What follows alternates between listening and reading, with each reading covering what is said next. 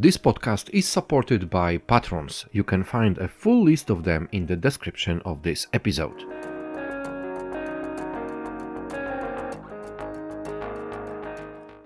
Good morning, my listeners. Good evening, my listeners. This is Wiktor, Doktor from Good Morning BSS World podcast. And today I have for you a special guest who came to me through the internet lines from Malta. My guest is Nadia Pace. Hi, Nadia. Hi, Wiktor. Hello, listeners. Hi, thank you, Wiktor, for inviting me. It is so nice to see you. For our listeners and viewers, there is one short note that we have met first time in Las Vegas like a month ago, where together we had an opportunity to talk to CX managers from all around the world to talk about the skills of the future. And this is a subject which we are also going to cover within today's talk. But before we do so, I think, Nadia, it would be great if you will just mention a few words about who you are and what you are doing on a daily basis. Thank you very much, Wiktor. So yes, indeed, we met a month ago. It seems like a year ago. Time is flying very, very fast.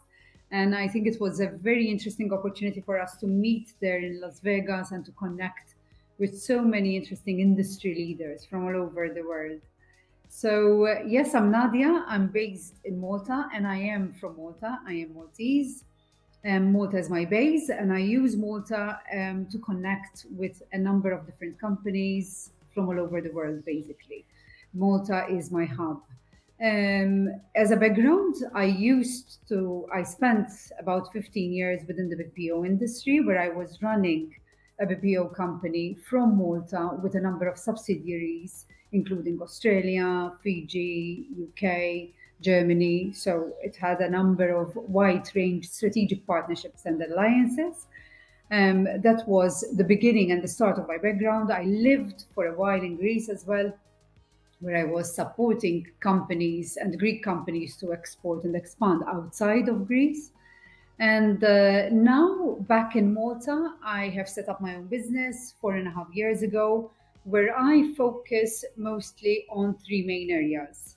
Initially, the first one and the first pillar is I sit as an NED, non-executive director, on a number of boards, where my role over there is more to support companies from a strategic and commercial perspective of where they are growing, what are the opportunities outside their remit, how will they expand in the coming months with all the challenges that companies at the moment are facing, from the war to inflation to human resources, which is the topic that we are going to actually discuss today.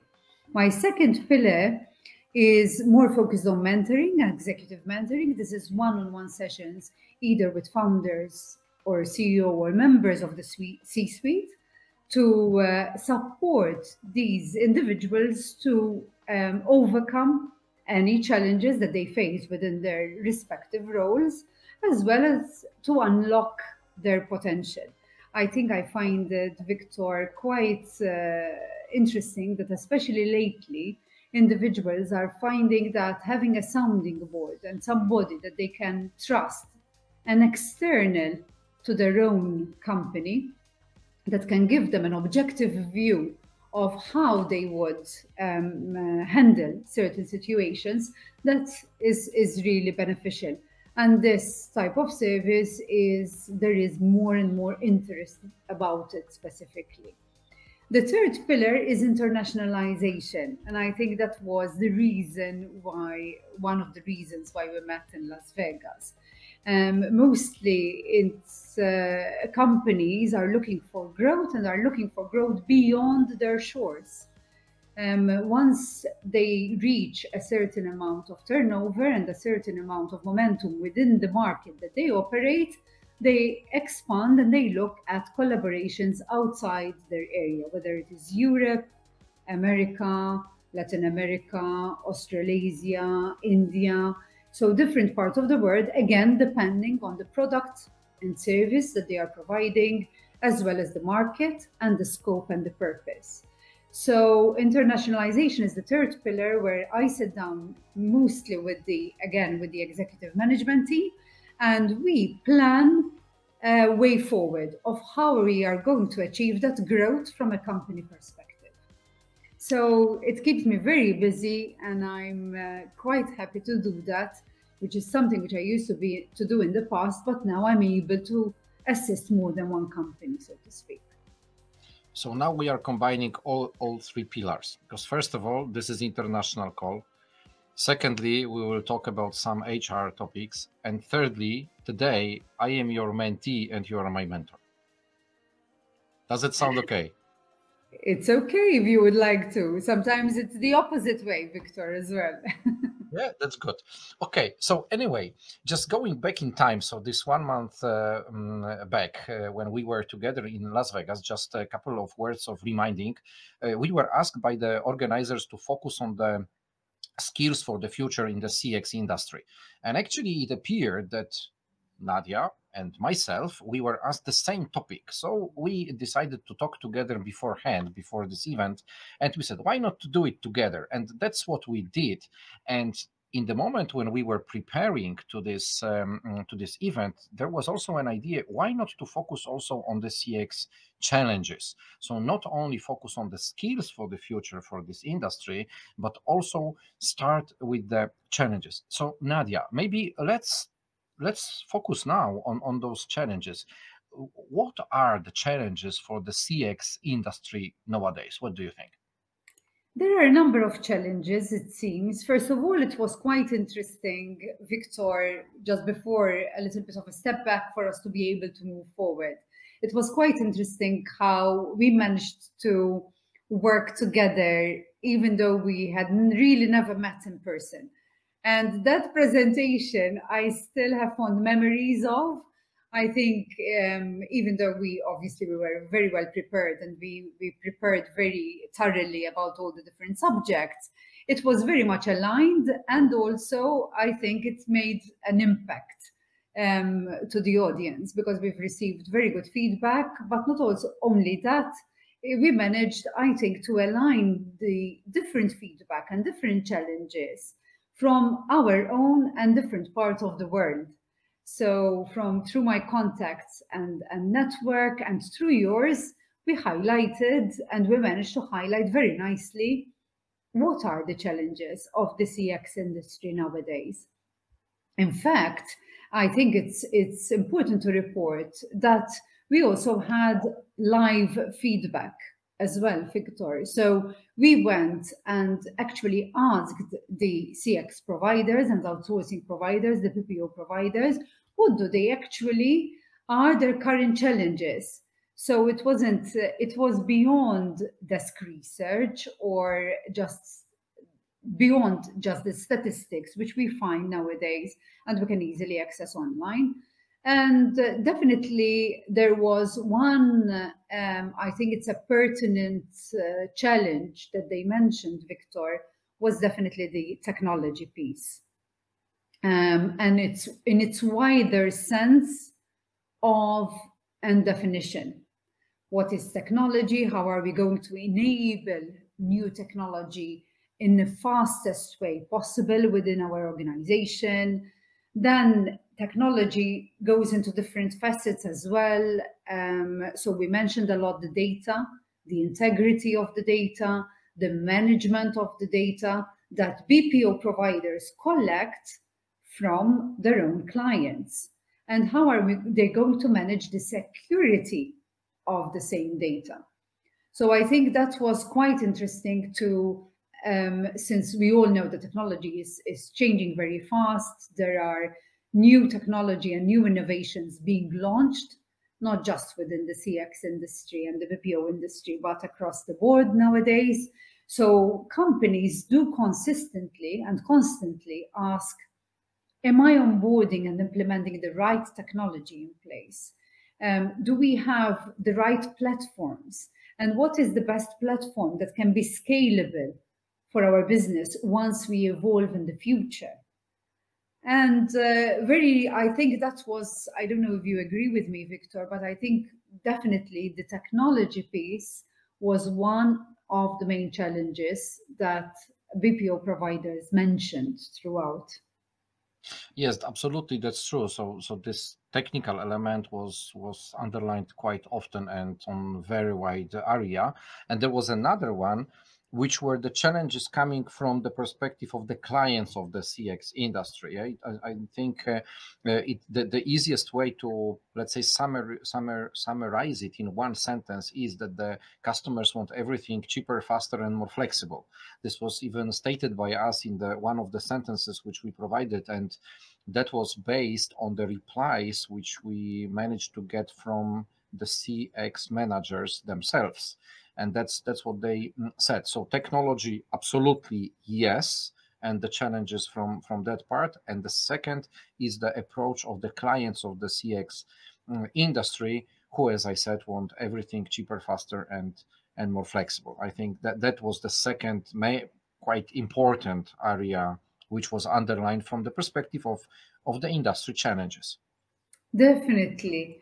I think then, as a third aspect, which is definitely very much related to the skills and the competencies that we are going to mention today, Victor, into further detail, are the different competencies that BPO, and again, I don't think this is a symptom just of BPOs and BPO industry.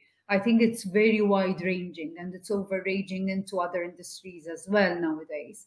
I've just attended a conference last week, and different industries within pharmaceutical industry, for example, and another industry, not just technology but also manufacturing, they are finding it quite challenging to address the needs and the competencies of different generations.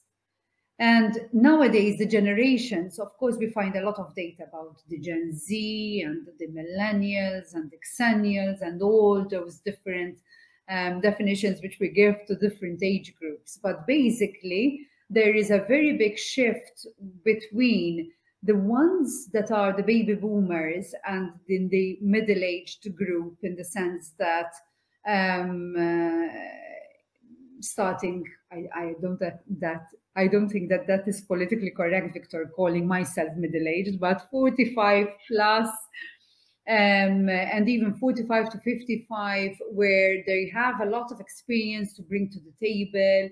There's still a lot of energy, and they see the bigger picture, a lot of strategy, seeing how historical things have shifted. And that age group is more aligned with the younger generation that is coming. Whereas there are different age groups, that is the 55 plus, 60 plus, they have a different mentality, they have different competencies that are all beneficial to a company, and they are all have value.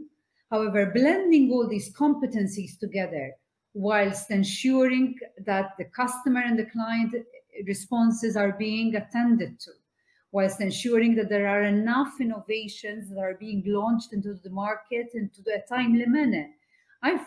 We found that that was definitely a challenge that BPOs and companies had to tackle and have to address in the coming weeks and months in the future, definitely.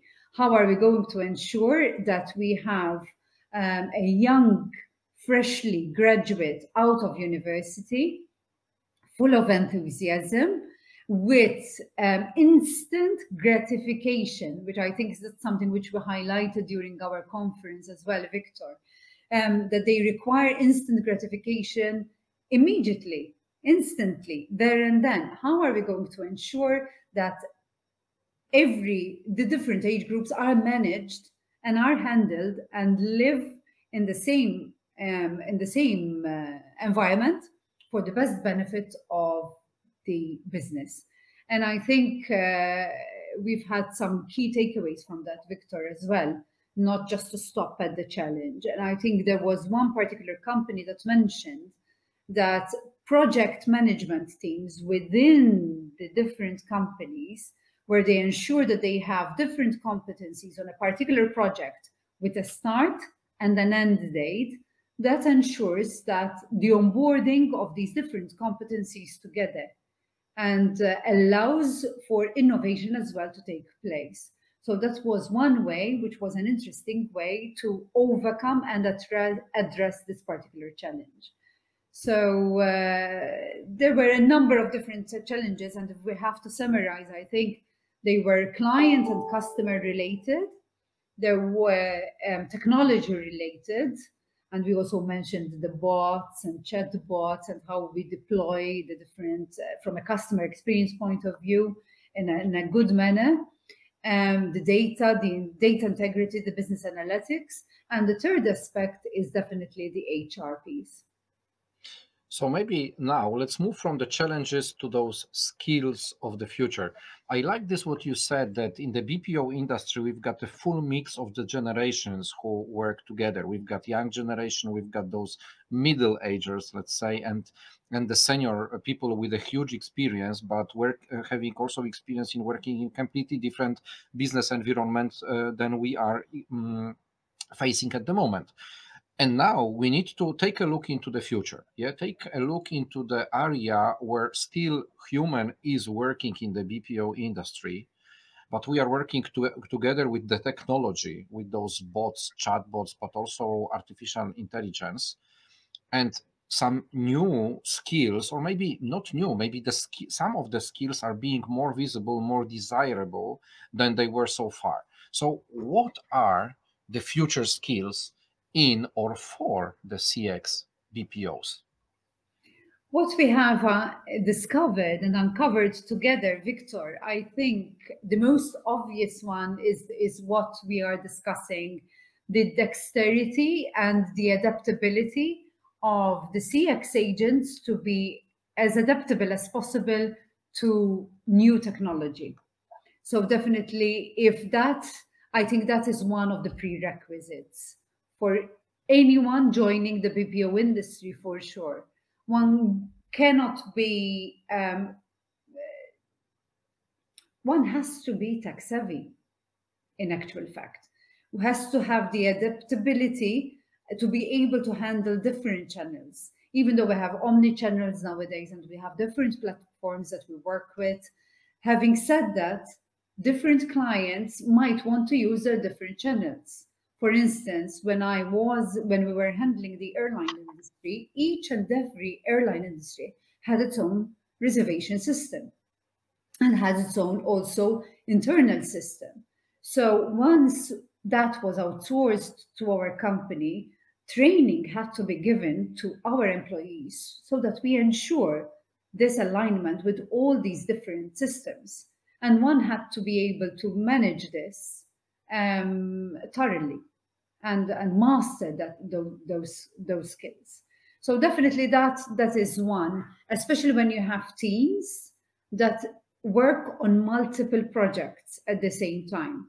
When it is allowed from the client not to have focused agents and dedicated agents, what we refer to as dedicated agents. But when we have agents working on multiple projects and different projects, then definitely this competence is key.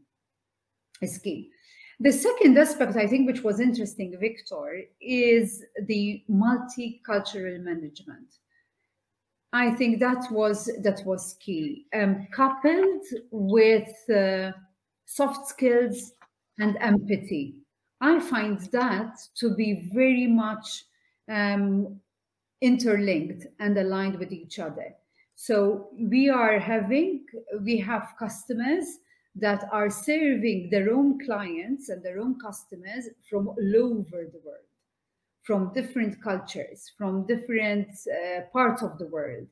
And whether it is by email, whether it is chat, and all the other different channels, WhatsApp, it's important that we avoid, for instance, abbreviations, because certain abbreviations we can't take it for granted that all these different abbreviations are being understood in the same way by different cultures.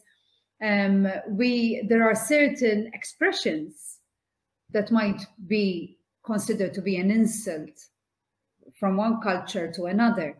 So we really need to be empathic about time zones, about the situation that political and cultural and geographical situation that those customers might be actually going through and living through.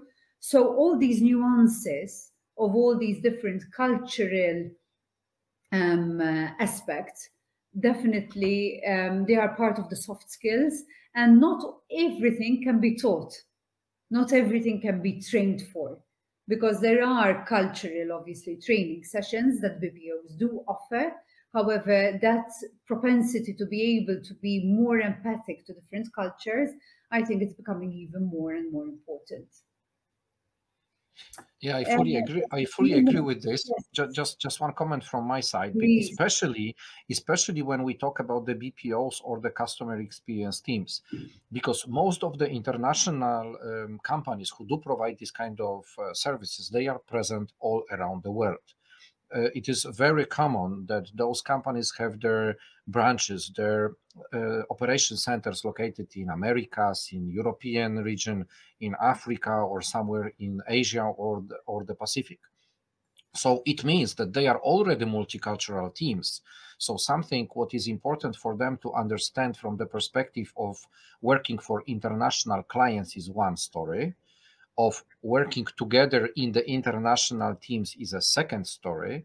And thirdly, is providing services to the final clients who are also all around the world from multicultural environments. So this is like a triple from one side challenge, from the other side set of skills where people need to be oriented on various human who may have different point of view, different feeling, different understanding of some words or sentences or even the areas of business which we face. Yeah, so that's absolutely something what we need to look into the future, because this internationalization of providing BPO services will continue.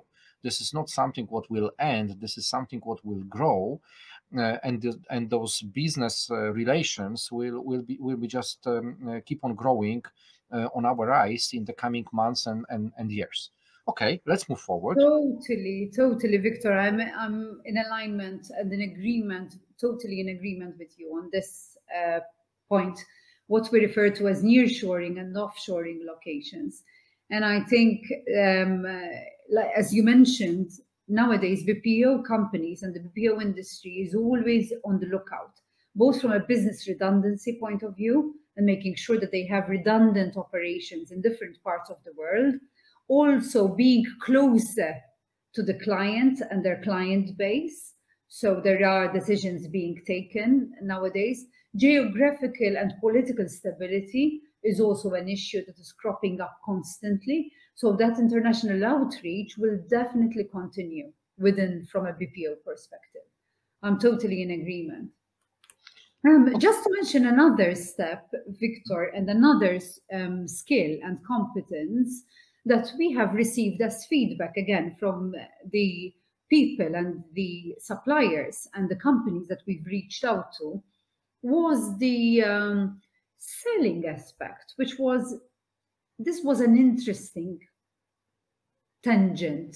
We went a little bit at a tangent here because we specifically have asked our contacts. However, do you expect your employees then and your team members to sell over the phone as well? And I think the response over there was not specifically, if not asked by the client, obviously. However, the value that BPO clients that they are being requested is to exchange and turn a cost center into a profit center. And more than anything, they are requesting BPO and the BPO team and employees to be ambassadors of their own clients, to represent, and by representing that brand and by representing the different brands, one could actually enable that sale to happen.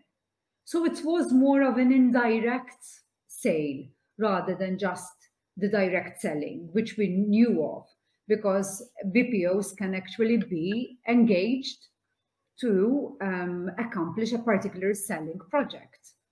And they will be engaged and they will be tasked to do that.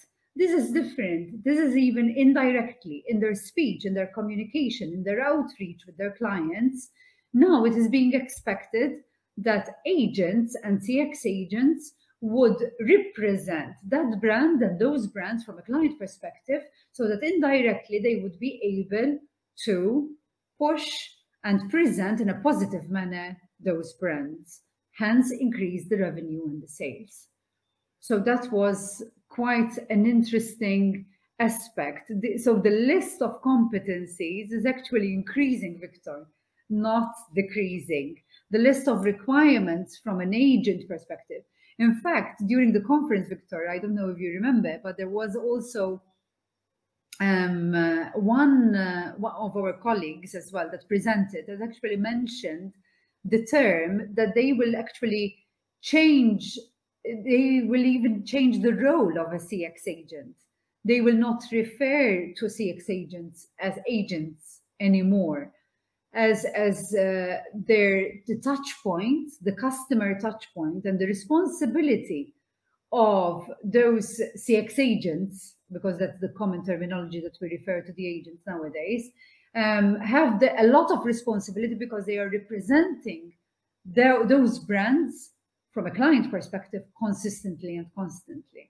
So I Yeah. think that's interesting. Yes, I fully agree, and I do remember this talk, and there were some even suggestions how to name the agent in a new way. I think there were such suggestions to name it like a customer ambassador or this kind of stuff.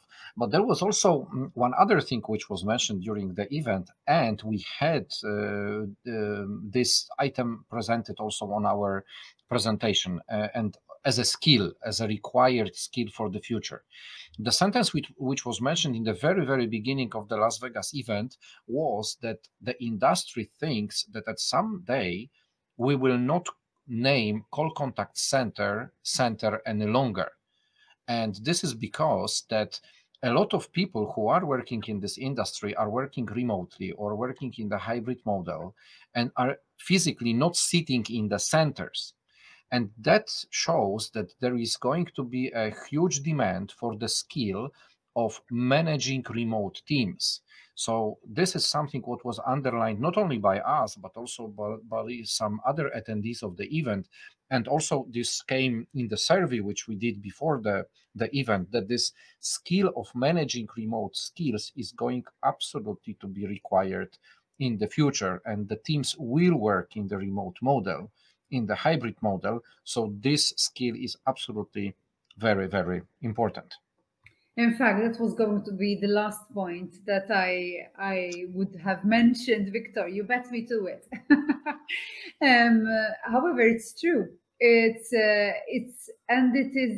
adds responsibility to the management and the middle management of BPO teams in particular, because that is the industry that we are currently referring to and talking about.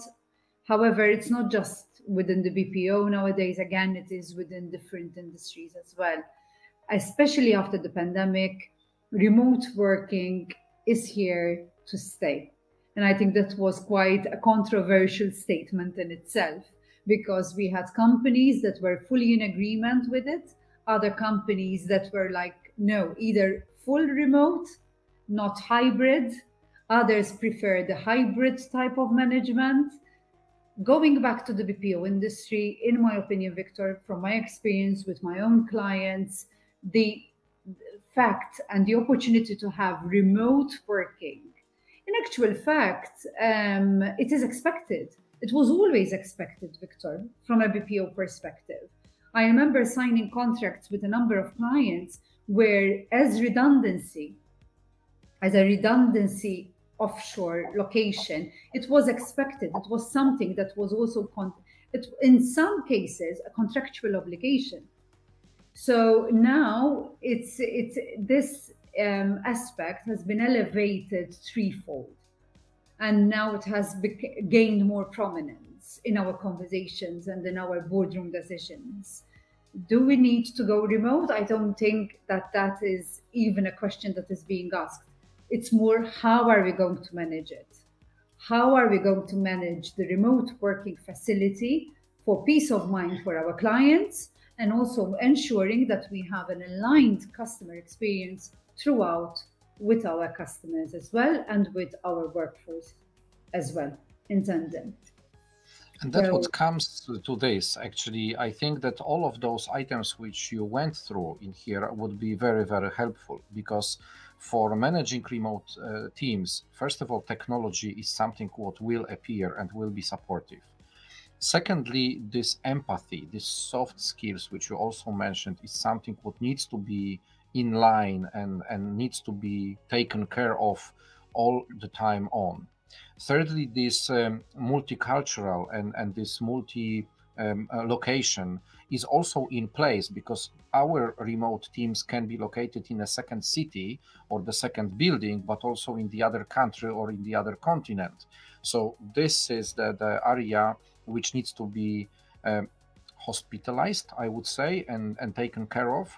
I guess that could be a good description. So I guess that the future of skills, first of all, it's still going to be changed within the next coming years and months, but definitely will be a combination of technology, selling, empathy, and this understanding how to manage remote teams.